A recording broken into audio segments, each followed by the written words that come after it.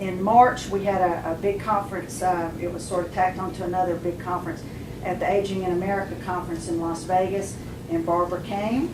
And but the connection had already been made. I have to give Michelle credit. Oh, yeah. And I found the original email that I got from her back in January, and this was before we even knew what it was we were going to be allowed to do.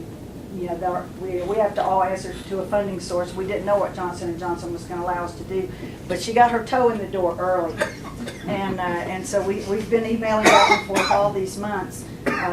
We thought since we didn't really put a real call for proposals out that we wouldn't get very many, and we were hoping that we wouldn't get very many, but we got 95, and we can only make 5 grants.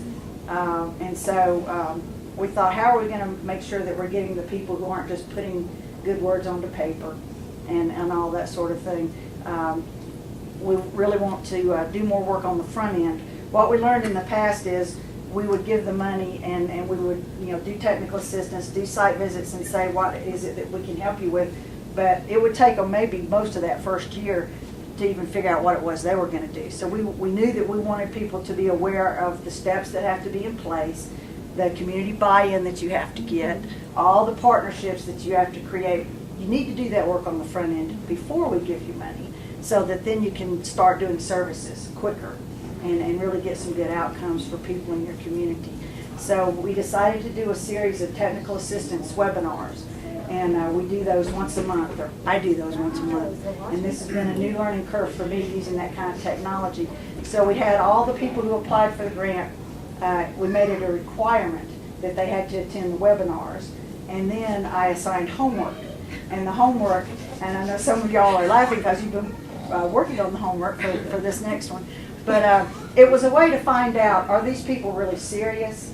Are they really doing all the things that need to be done? And so, you know, I'm grading the homework. And so after the last round of homework, I was able to take those 95 applications, and we've got it down to 20.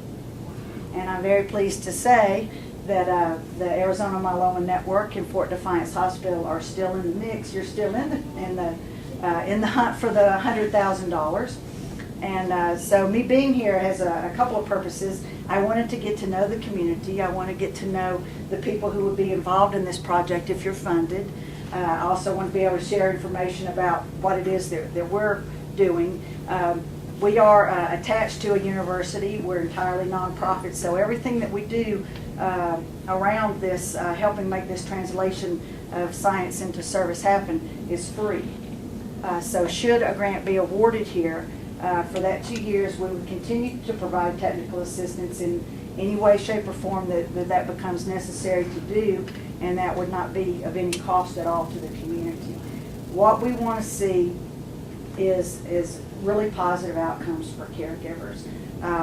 I often use this quote, and Rosalind has said it thousands of times, but she says there really are only 4 types of people in the world. And I have to read it so I won't mess it up. Those who have been caregivers, those who are caregivers, those who will be caregivers, and those who will need care. Well, that's everybody. You know, somebody is going to fit into one of those 4 things. Sometimes that caregiving gets thrust on the family overnight, you know, like it did with you and your mother. It's an unexpected thing that can happen.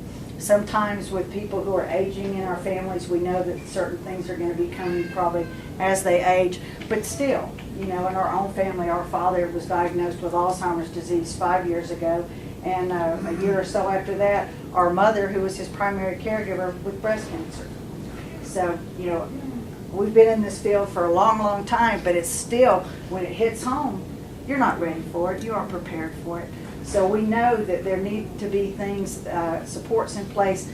You know, there are a lot of great things for the patient and a lot of good, you know, things on the horizon to help cure cancer and to help prevent cancer.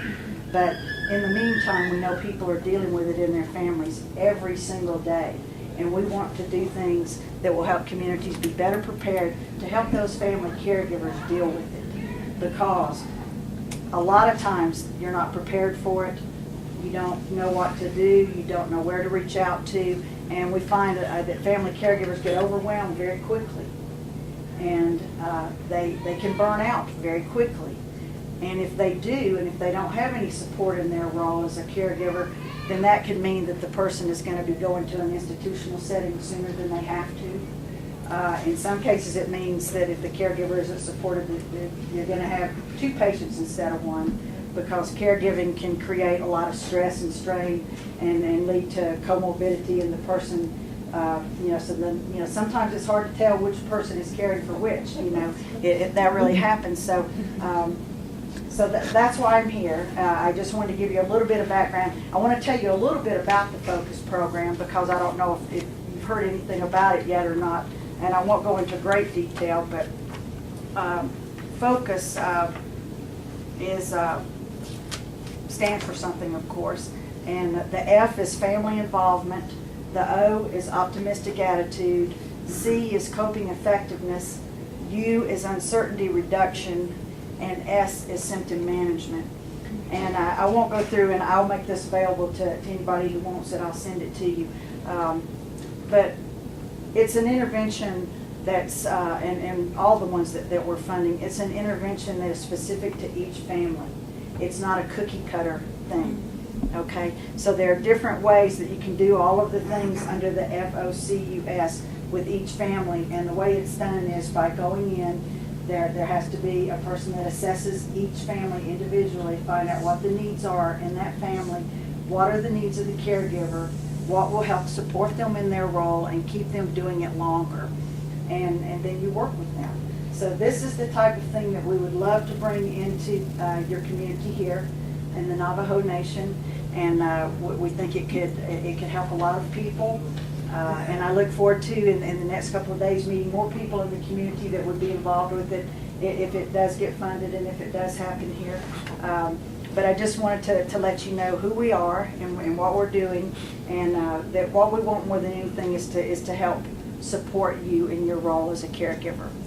And I'd be happy to answer any questions anybody might have about any of this.